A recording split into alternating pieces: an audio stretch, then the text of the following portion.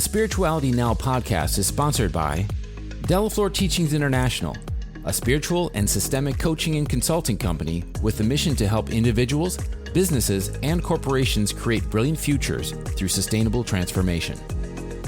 Also sponsored by the Network for Human Empowerment, a philanthropic TV network that serves the Spanish-speaking communities with free, conscious education aimed to empower individuals to become the best versions of themselves. And our podcast producer, Ascend Media, Authority Syndication, delivering premium video marketing, podcast production, and social syndication.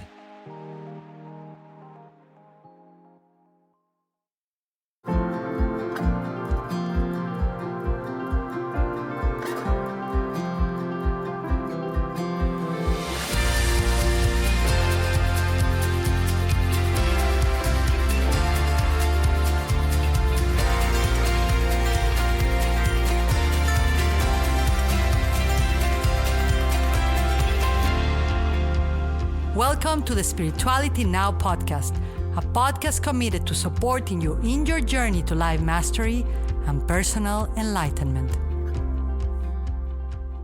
Welcome to the Spirituality Now podcast. I am your host, Yvonne Delaflor, and I'm elated, thrilled, so happy because we have in the show today a sister of mine, a beloved friend, someone that I met through a coaching that we both received through Jesse Itzler, the Build Your Life Resume community. So I always like to pay tribute where tribute is due. That's how I met my beloved sister, a great teacher, master, and a survivor and thriver from a near-death experience.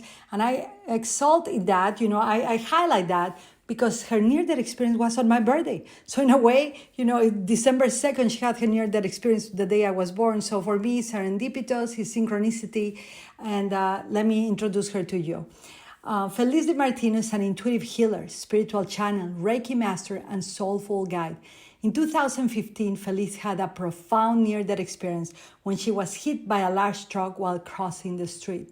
Upon her return, her natural inclinations and sensory abilities were heightened. She now offers one-on-one healing sessions, guest speaking, and group workshops. Her passion is collaborating with others to offer experiences of personal growth and spiritual transformation. For the last 35 years, she has been on the spiritual path with in-depth exploration of a multitude of teachings from spiritual masters and indigenous healers. She has participated in intensive trainings and certifications in several healing modalities, including the Akashic Records, angel intuitive readings, and infinity healing, which blends neuroscience and energy medicine.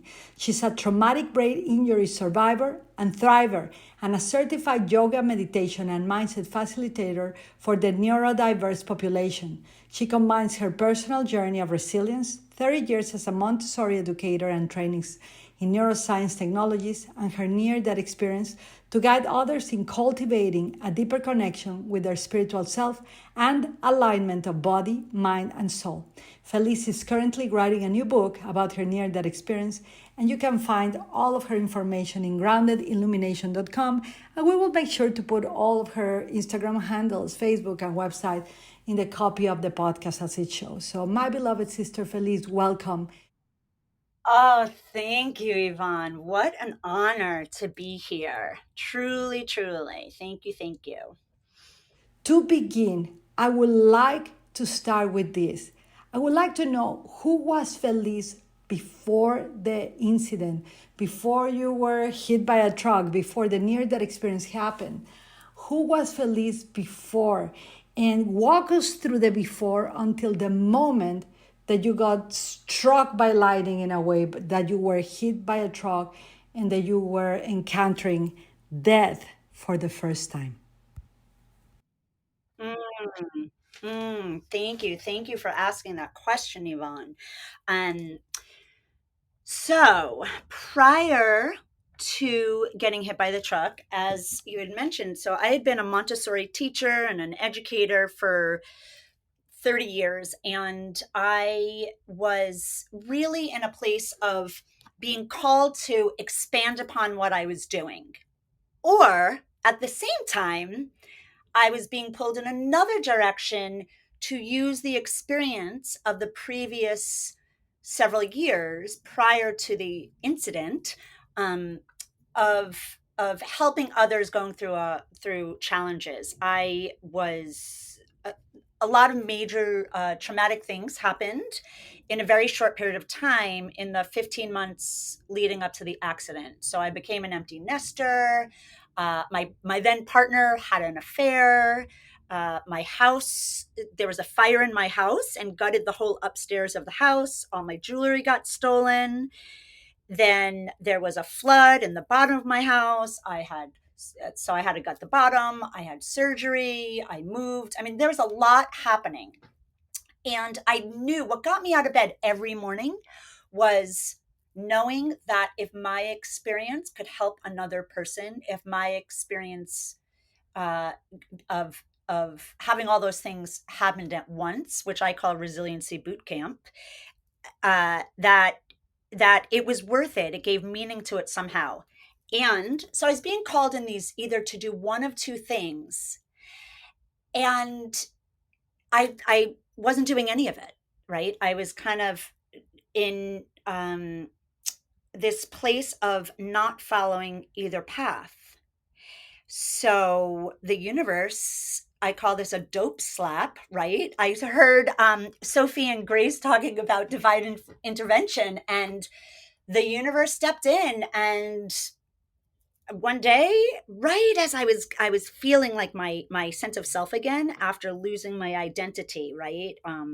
In so many ways, as a mother, as a homeowner, as a partner, as an athlete, with my surgery, just with all the material, right? With all the jewelry, with my house, all of those things. Right when I got on my feet again, I was leaving work one day, and as I was walking to the corner, I was engaging with my former partner, knowing that was holding me back, right? The engagement in that. And I put my phone away. I said, you know what? I'm going to go do something for me. I'm going to go to spin class.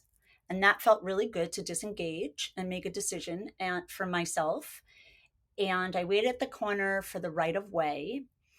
And I proceeded to cross the street. It was December 2nd, your birthing day into this human experience, my rebirth day, as you shared. And a large pickup truck came from behind, and it turns out sped up to make a left-hand turn before the oncoming car could pass. So this large pickup truck made a left-hand turn and struck the right side of my body in the crosswalk around about 3/4 of the way across. So that's the incident that happened. And then there was a whole experience that happened from that. So that's a little bit about that. I don't know if there's any questions about that, or before I go to the experience itself. So that is so amazing what you share, my sister Felice, because before you were hit by the truck, before that experience of the physical experience of death, and then following all the spiritual thing that unfolded, before that you were already experienced what I call the call to darkness, right? The call to dying, the call to rebirth anew that we didn't know.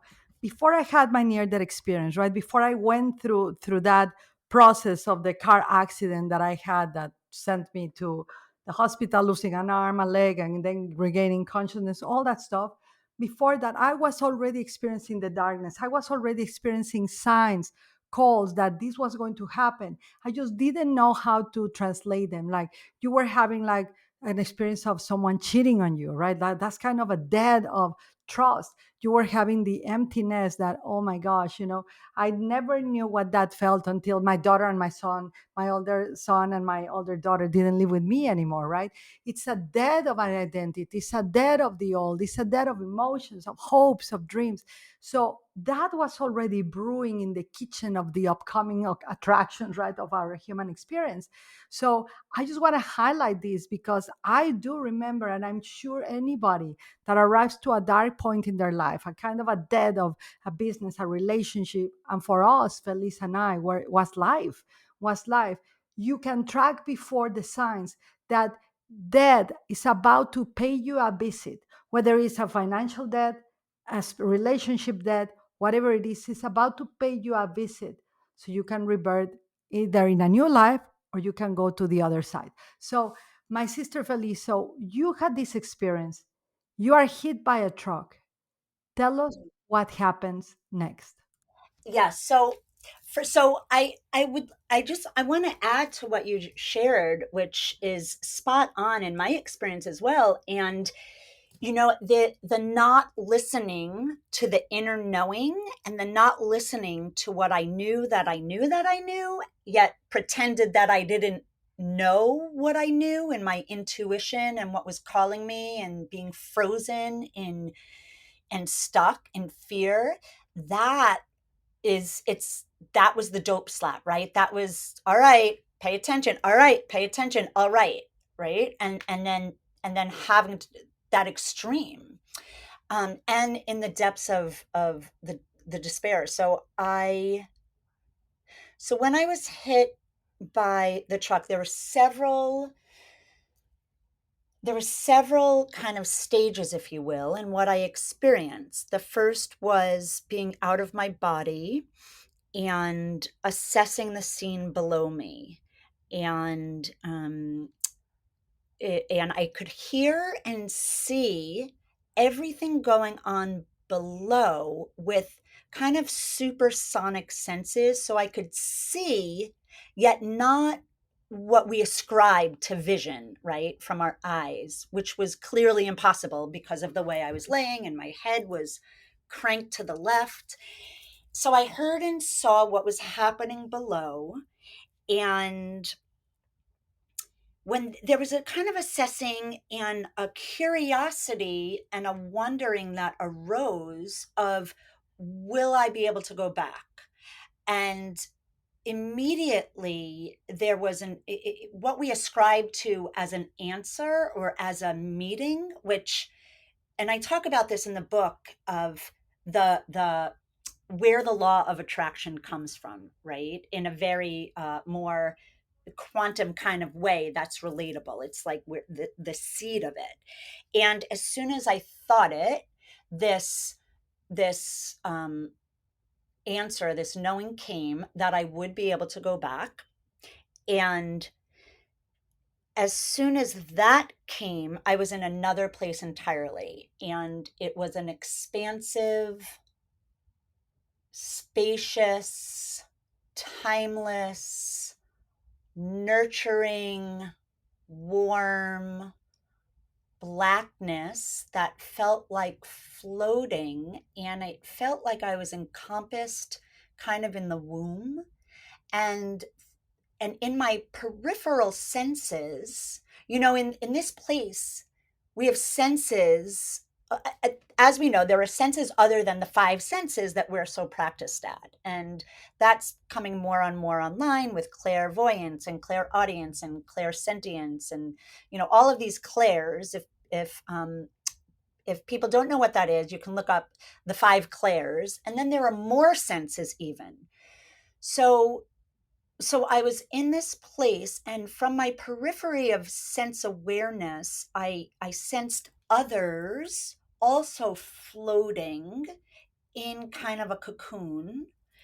And I was very comforting. There was no ego, there was no fear, there was no animosity, or it was pure beingness and pure nowness and this multi-dimensional everything and nothingness at the same time. And when a thought form, when a thought form arose, using language to describe these things can be challenging. And then you put a traumatic brain injury on top of it. So I'll do my best. This kind of thought form arose about, where exactly was I? And was there something else, right? And as that happened, there was this kind of this building of energy. And then I was in another place, and I don't know whether I went there or if it came to me, but in this other place,